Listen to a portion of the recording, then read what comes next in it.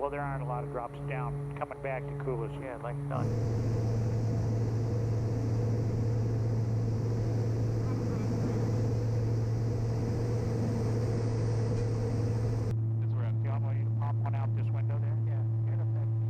This airplane is really exciting to work on because it's an old DC-3 that's been rebuilt just in the last couple of...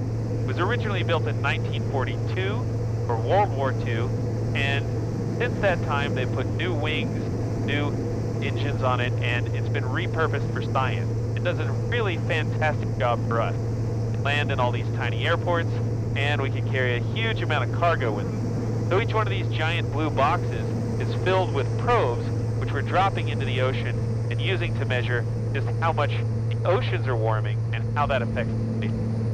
These two racks are our equipment racks.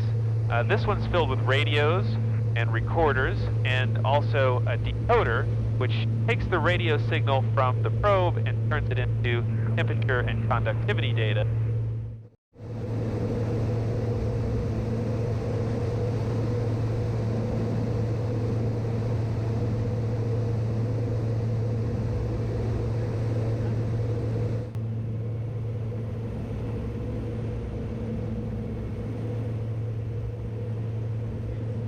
Right now, we're going to go put a probe right where that little yellow dot is.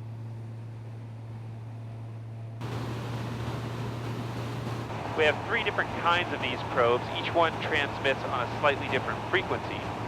And that allows us to listen to up to 3 probes at a time. 5, 4, 3, 2, 1, drop, drop, drop.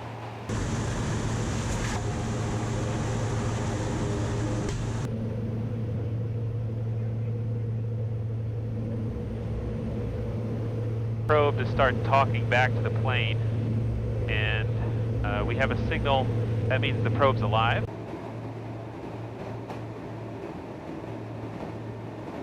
And in a few seconds, a small tone will start, tells us that the probe has been released. Drop tone came through, we got it. So that means that the probe's operating correctly, and we're going to get a good profile. Way to go, buddy. These are huge chunks of ice that have broken off the glaciers. This is one of the ways that Greenland actually raises sea level. What's the altitude? Lowest altitude you got? Where I stand up to launch, I'll pull the tape off. Okay. Yeah, that's cool.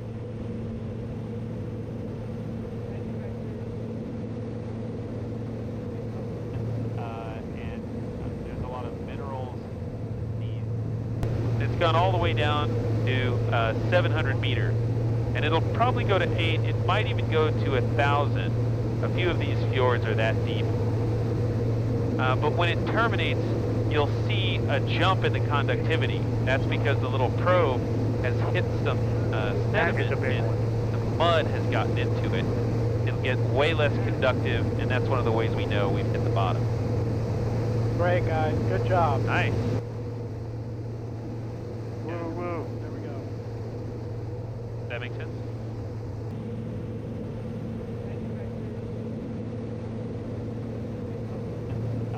And there's a lot of minerals. Sorry, I missed it. I'm sorry.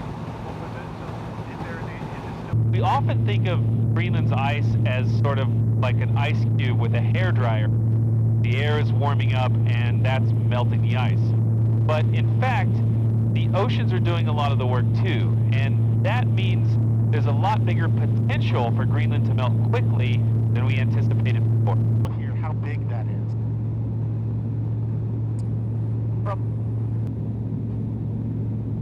We're literally watching the Greenland ice sheet disappear right before our very eyes.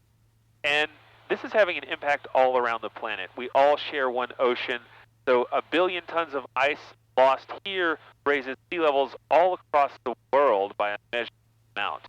This is happening today, and the question is, how fast is it going to happen in the future? If it happens at a rate where we're looking at many feet of sea level rise in the next 50 or 100 years, then it's going to have a huge impact for cities all across the planet. In the United States, billions of people live near the sea and will be affected by this rise. And in fact, they're already beginning to be affected.